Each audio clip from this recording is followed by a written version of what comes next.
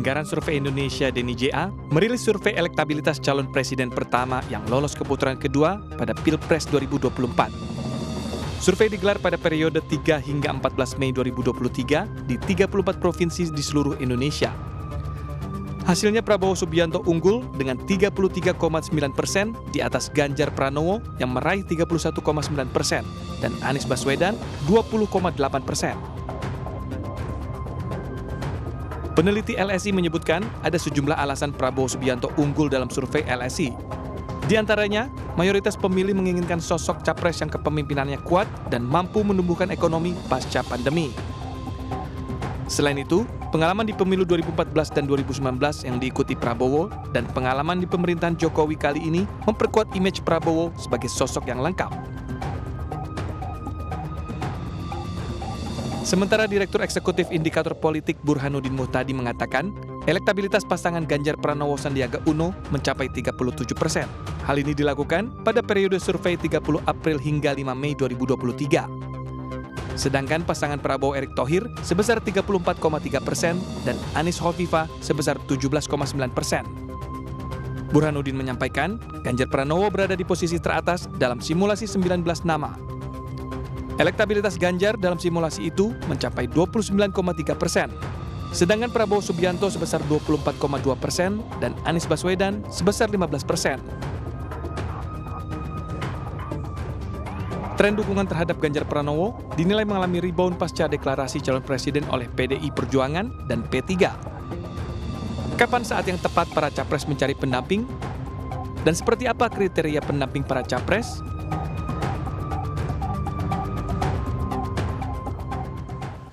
Saya lanjutkan masih bersama dengan Pak narasumber, saya akan lanjutkan dengan Mas Toto tadi terpotong. Jadi bagaimana caranya membaca isyarat Pak Jokowi itu kalau Anda katakan tidak mungkin akan seperti Indonesian Idol memilih begitu, satu di antara dua baca pres? Kita era demokrasi, makanya saya sempat mengatakan terutama kepada para relawan Jokowi, jangan jerumuskan Pak Jokowi menjadi Pak Harto.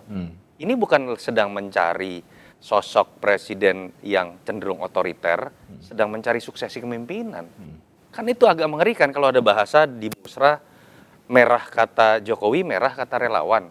Lebih mengerikan lagi, merah kata Gibran, merah kata relawan. Itu lebih mengerikan loh dibanding apa yang terjadi pada Pak Harto dan anaknya. Ini bahasa saya gamblang ya. Pak Jokowi sudah memberikan clue-nya berkali-kali dalam konteks value, bahkan beberapa kali nama. Ada rakernas, ada acara projo, ada acara relawan di GBK kepada Ganjar. Ada acara di Perindo kalau saya tidak salah dan beberapa kesempatan lain dengan Pak Prabowo. Dan itu linear dengan data survei keinginan publik. Artinya kalau menurut saya Pak Jokowi merestui keduanya. Menerjemahkan mana yang terbaik di antara Pak Prabowo dan Mas Ganjar. Silahkan gunakan akal budi dan pikiran masing-masing pemilih Jokowi untuk menilai. Disitulah elemen demokrasi jadi menarik. Saya tuh berharap bagaimana kemudian Pak Prabowo dengan Mas Ganjar dan tim sesnya berdebat mengenai konsep mereka mengenai hilirisasi. Berdebat mengenai bagaimana lepas dari middle income trap pada tahun keberapa. Sehingga kemudian kita bisa masuk dalam kategori negara baju seperti kata Pak Jokowi. Jangan kemudian berlomba siapa yang hormatnya lebih nunduk. Jangan kemudian berlomba menunjukkan siapa yang ketemunya lebih banyak antara Ganjar atau Pak Prabowo. Dan itu yang sekarang sedang terjadi. Silakan dibuka data-data. Buat saya itu mengerikan dalam konteks demokrasi dan akan menjerumuskan Pak Jokowi sendiri. Pada akhirnya muncullah isu Gibran. Simbol terkuat dari pilihan Jokowi adalah menempatkan anaknya sendiri. Tapi menurut Anda itu benar atau tidak? Simbol terkuat pilihan Pak Jokowi bisa terbaca lewat Gibran? Kalau logikanya logika Orde Baru, iya. Tetapi kalau logikanya adalah logika menerjemahkan mana yang paling cocok dalam konteks nilai, biarkan kemudian Pak Prabowo dengan Mas Ganjar, kalau perlu Mas Anies. Jangan-jangan Mas Anies melihat angka kepuasan publik seperti ini, mengubah nama perubahan kan kita nggak tahu. Gitu ya. Jadi disitulah kemudian koalisi keberlanjutan. Gitu. Kan kata kuncinya adalah kepuasan publik yang tinggi. Artinya publik puas dengan pembangunan dan legacy yang terbangun. Tinggal mencari sosok yang paling mirip nilai-nilai kepemimpinannya dengan legacy dan pembangunan yang sudah terbangun itu saja. Harus berhenti sampai level itu kalau kita sepakat yang namanya pemilu adalah pertarungan ide dalam demokrasi. Mas Nusirwan, dalam beberapa survei pemilihnya Pak Jokowi masih lebih dominan ke Pak Ganjar Pranowo. Kabarnya demikian. Tapi yang terbaru juga sudah mulai ada peralihan ke Pak Prabowo Subianto. Nah, bagaimana PD Perjuangan mencermati, menjaga bahwa pemilihnya Pak Jokowi ini tetap konsisten bersama dengan Pak Ganjar Pranowo? Seperti yang tadi disampaikan oleh Profesor Survei tadi, beliau sangat matang dan cerdas ya membaca film ini, sinetron ini. Jadi terungkap bahwa ya nanti akhirnya diserahkan dan tidak mungkin ada sebuah keputusan itu. Saya tadi tersenyum-senyum ya. Tapi kan nggak enak kalau misalnya saya yang ngomong begitu ya, bahwa ini sebenarnya, tapi ada yang sudah menjelaskan. Yeah. Jadi sebetulnya tentunya kita harus, yang baik itu adalah membaca dari pemikiran dasar dahulu. Seperti berkaitan dengan tadi bicara soal hilirisasi atau soal aspek yang lain. Tentu pemimpin itu berangkat duduk ada dasarnya. Memimpin itu ada dasarnya. Kalau di kami, dan itu Pak Jokowi sangat paham. Mandiri di bidang ekonomi itu dia pegang. Nah, siapa orangnya yang mengerjakan itu? Beliau. Dan itu direalisasi. Jadi pemimpin itu membutuhkan kebijakan, keputusan politik untuk melaksanakan seluruh agenda proses di dalam membangun ini, dan nanti dinilai oleh rakyatnya. Nah, itu akhirnya disimpulkanlah bahwa cocoklah ini sampai 2 periode kan begitu. Nah, selanjutnya harapan tentu ada, wajar manusiawi, menginginkan bahwa ada keberlanjutan apa yang sudah dilaksanakan selama ini. Tapi dilaksanakan selama ini tentu tadi saya awal sudah katakan membutuhkan rekam jejak siapa yang akan melanjutkan berikutnya. Kalau hanya mengacu kepada apa yang sudah dikerjakan oleh pemimpin yang sekarang, bisa sajalah untuk diungkap di media, saya sangat sepakat, saya sangat setuju dengan apa yang dikerjakan sekarang. Nanti saya akan lanjutkan. Oh, semua orang bisa mengatakan demikian.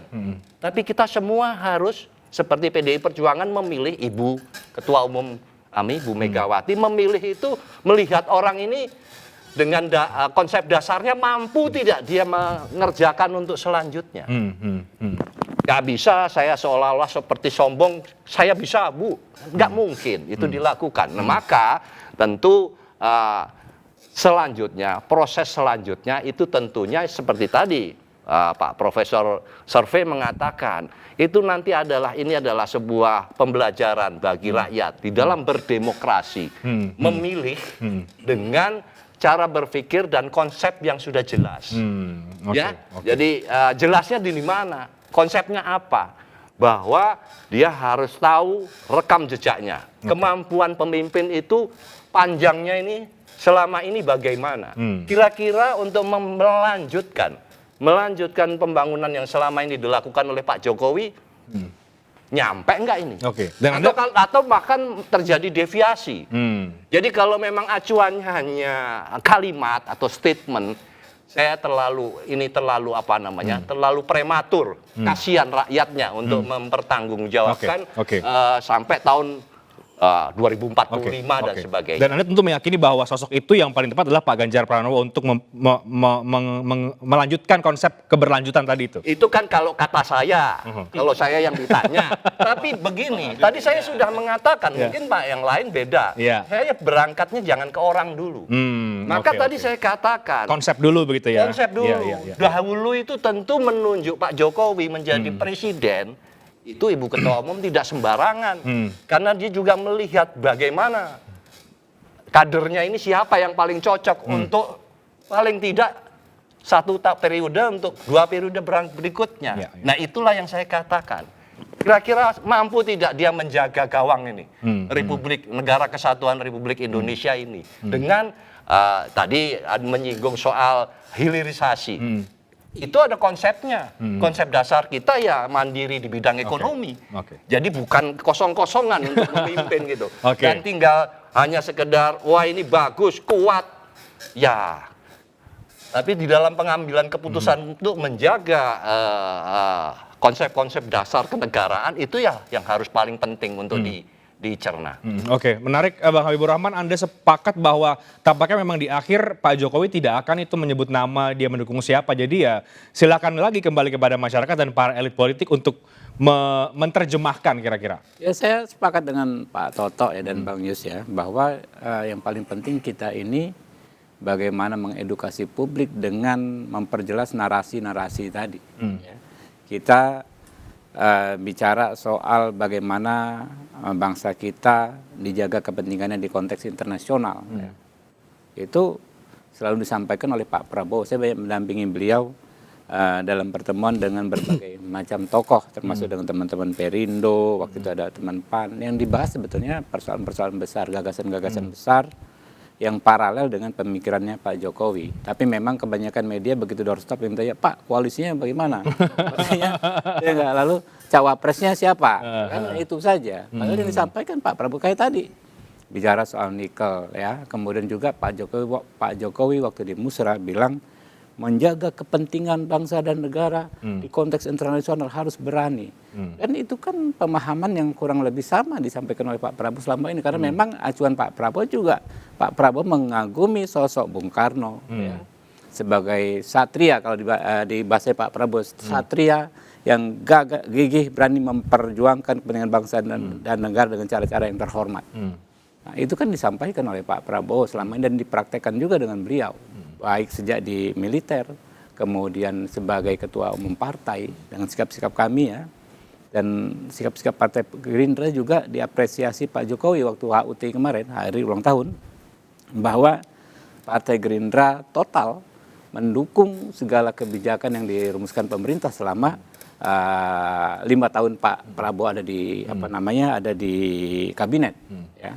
Lalu bagaimana menerjemahkan ya dan mengimplementasikan kata berani yang disampaikan Pak Jokowi. Berani itu kan bukan berani personal, gagah-gagahan secara fisik, bukan, tapi membela kepentingan kita di konteks global, ya kan?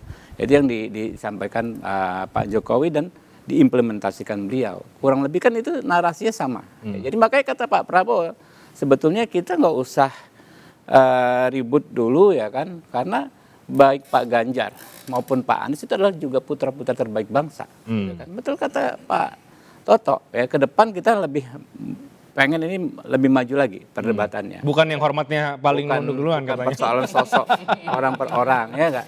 Iya, iya. Tapi bagaimana konsep yang untuk menjadi berani misalnya dalam konteks internasional kan harus disertai pemahaman. Ya. Orang berani itu kan bukan karena nekat, tapi karena pemahaman. Dia paham situasinya seperti apa. Dalam konteks global, ketegangan, perang bukan hanya ketegangan, perang Rusia Ukraina. Dulu orang ngomong nggak akan ada perang di dunia modern ini. Ternyata meletus. Lalu ada ketegangan China dengan Amerika Serikat. Ya, lalu ada persoalan Laut Cina Selatan. Kalau di luar negeri banyak ahli-ahli strategi meramalkan ada kemungkinan yang cukup besar ini semakin memanas dan bahkan bisa terjadi perang. Dan Anda ingat bahwa kalau terjadi perang di era ini melibatkan gajah-gajah ini bukan sembarangan. Karena yang dimiliki ya bom yang ada saat ini bisa 1000 kali lebih dari Hiroshima, Nagasaki, ya kan? Dan itu baru cywarnya saja, baru perangan psikologis saja akan berdampak sekali kepada kita sebagai bangsa besar, negara besar yang tentu diperhitungkan dalam konteks dunia, diperebutkan juga. Nah itu yang membuat kita harus memiliki pemimpin yang berani dan paham situasinya seperti apa. Dan itu adalah Pak Prabowo Subianto. Saya nggak katakan begitu, tapi saya katakan Pak Prabowo memiliki kualifikasi, ya kan, untuk itu. Oke, baik. Mas Rofiq, menjadi sulit juga kah bagi Partai Perindo sekarang untuk kemana kemudian arah dukungan ini harus diberikan begitu di tengah dua nama yang sama-sama baik sebetulnya?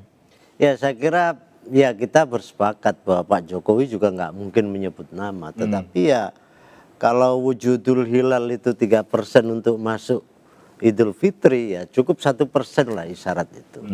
Nah tentu kita juga mempelajari sebuah faktor dari mana sejarah bermula seorang pemimpin itu, karena ini negara yang begitu besar yang memang harus dipimpin oleh kepimpinan yang pas, yang memahami substansi bagaimana kebutuhan rakyat dan bangsa ini di mata dunia tentu saja.